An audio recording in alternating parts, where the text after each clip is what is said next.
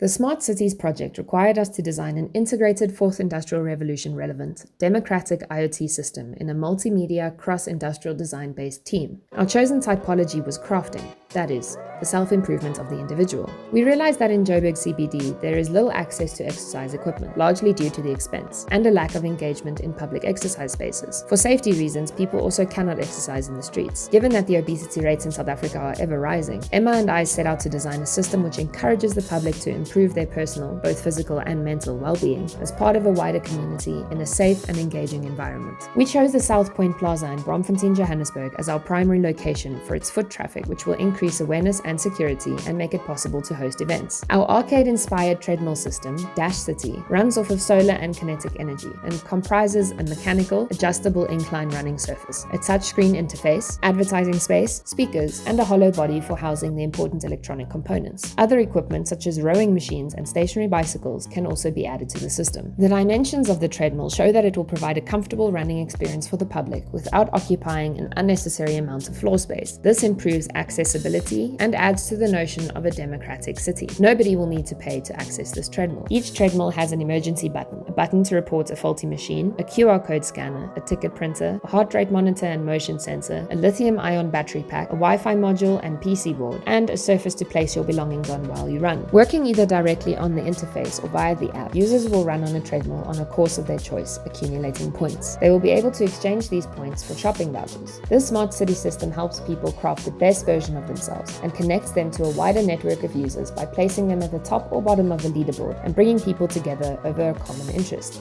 self-improvement.